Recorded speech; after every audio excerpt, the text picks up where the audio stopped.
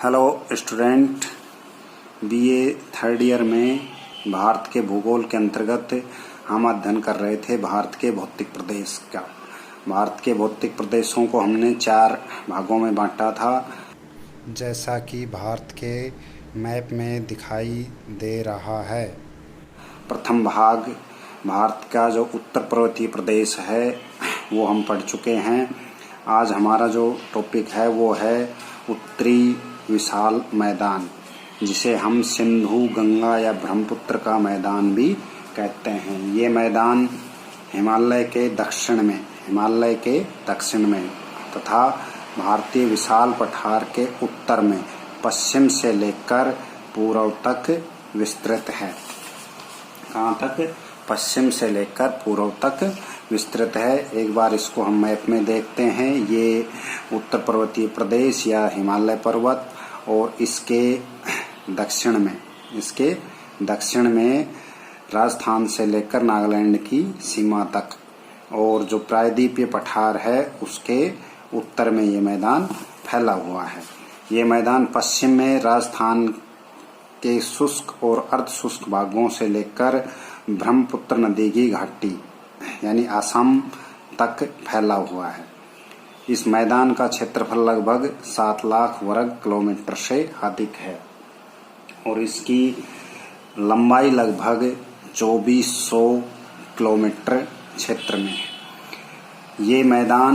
इस मैदान का निर्माण हिमालय की उत्पत्ति के पश्चात हुआ है, इसलिए ये क्या है, एक नवीनतम भौतिक प्रदेश है। ये मैदान बहुत ही क्या है, उपजाऊ है। देश की कुल जनसंख्या का बहुत बड़ा भाग इसी मैदान के असंख्य गांवों और अनेक नगरों में रहता है। ये मैदान उत्तर में हिमालय और दक्षिण में भारतीय जो विशाल पठार है वहां से भागकर लाई गई मिट्टी या अवसाद से बना हुआ है। किससे बना हुआ है? अवसाद से बना हुआ है। श्वेस महोदय के अनुसार पहले इस मैदान की जगह क्या था, एक विवर्तनिक गर्त हुआ करता था। क्या हुआ करता था? विवर्तनिक गर्त, जिसका निर्माण हिमालय के निर्माण के दौरान हुआ था। नदियों द्वारा लाई गई निक्षेप के फलस्वरूप गर्त के भर जाने से इस मैदान का निर्माण हुआ है। इस मैदान में निक्षेपित यानी जो मिट्टी जलोढ़ है उसकी गहराई कितनी है? 2000 मीटर तक गहरा है। 2000 मीटर तक जलोढ़ की गहराई है। लाखों वर्षों से प्रतिवर्ष पर्वतीय क्षेत्रों से मिट्टी लाकर इस मैदान में जमा करती रहती है। अतः इस मैदान की मिट्टियों की जो परतें हैं बहुत गहराई तक पाई जाती है। कहीं कहीं तो इनकी गहराई कितनी है? 2000 से 3000 मीटर तक भी है। ये मैदान एकदम क्या है, सपाट और समतल है। समुद्र तल से इसकी औसत ऊंचाई लगभग कितनी है? 200 मीटर। समंदर की ओर मंद ढाल होने के कारण इस मैदान में नदियां बहुत धीमी गति से बहती है। वाराणसी से गंगा के मुहाने तक ढाल केवल 10 सेंटीमीटर प्रति किलोमीटर है। यानी ये समतल है, इसके कारण इसका मंद ढाल है। क्या है? ढाल इसका मंद है। ढाल बिल्कुल क्या है, इसका मंद है। अंबाला के आसपास भूमि अपेक्षाकृत क्या है, ऊंची है। यानी हरियाणा में जो अंबाला है उसके पास भूमि ऊंची है। अतः ये भाग पूर्व में गंगा और पश्चिम में सतलुज नदी घाटियों के बीच क्या करता है, जल विभाजक का कार्य करता है। कौन सा? अंबाला के आसपास का क्षेत्र। यानी पूर्व में तो कौन? गंगा नदी और उसकी सहायक नदियां, तथा पश्चिम में कौन? सतलज और उसकी सहायक नदियों के मध्य क्या करता है, जल विभाजक का कार्य करता है। इस जल विभाजक के पूर्व की ओर नदियां कहाँ? बंगाल की खाड़ी में गिरती हैं, तथा पश्चिम की ओर जो नदियां हैं वो कहाँ गिरती हैं? अरब सागर की ओर गिरती हैं। इस मैदान के निर्माण में हिमालय से निकलने वाली जो नदियां हैं उनका योगदान क्या है, अधिक है। हिमालय से गंगा, ब्रह्मपुत्र और उनकी जो सहायक नदियां हैं उनका योगदान अधिक है। तीव्र ढाल और मुलायम संरचना से होकर प्रवाहित होने के कारण हिमालय की नदियों में जो मलबा है, अवसाद जो है, उसकी मात्रा काफी अधिक होती है।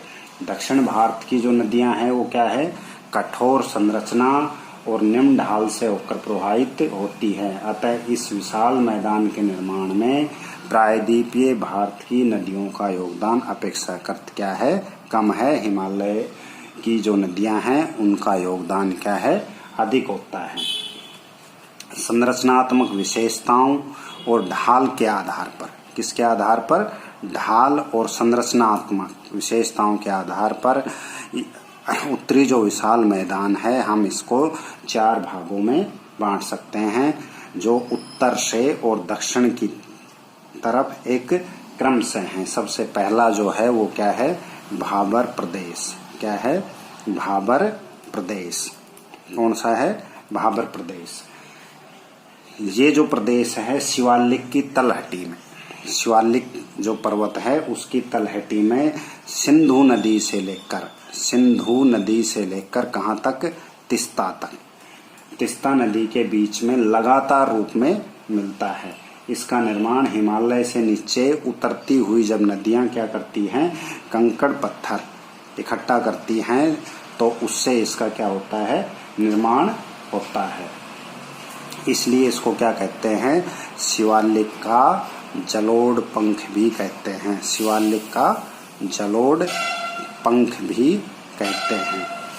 ये प्रदेश जो है, भाबर जो प्रदेश है, सर्वाधिक ऊंचा है। इसकी ऊंचाई 200 से 300 मीटर है, परंतु इसकी चौड़ाई कम है। चौड़ाई कितनी है इसकी, चौड़ाई सिर्फ 8 से लेकर 16 किलोमीटर तक ही है।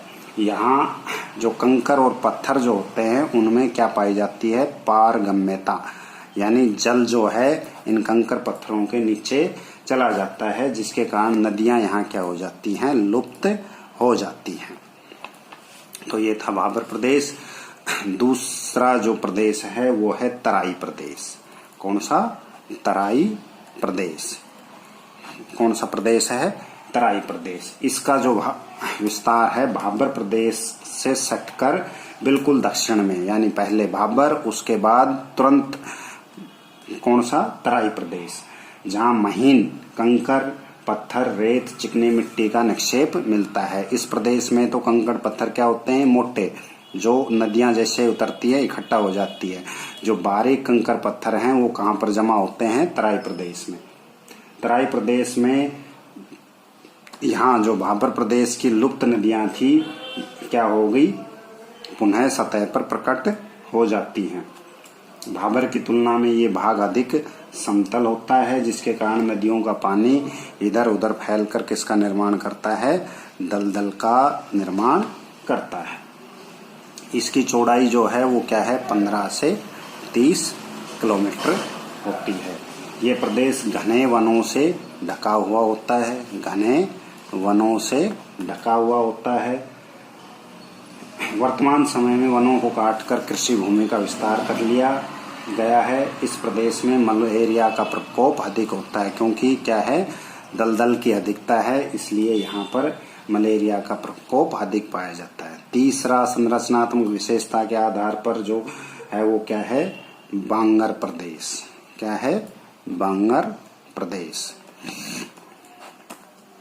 ये क्या है, पुराने जलोढ़ से निर्मित है। किससे, पुराने जो जलोढ़ है, पुराना जो अवसाद है उससे निर्मित है। इसका निर्माण मध्य से लेकर उत्तर प्लीस्टोसीन काल तक माना जाता है। इस भाग में बाढ़ का पानी सामान्यता नहीं पहुंच पाता। बाढ़ का जो पानी है वो नहीं पहुंच पाता।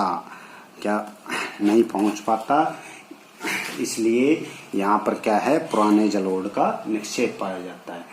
सतलज का मैदान, सतलज का मैदान, गंगा का ऊपरी मैदान, गंगा का ऊपरी मैदान एवं नदियों के जो मध्यवर्ती भाग हैं वहां पर क्या पाया जाता है, बांगर प्रदेश का विस्तार पाया जाता है। बांगर प्रदेश में कहीं कहीं अपरदन के कारण ऊपरी जो मुलायम मिट्टी है वो हट गई है,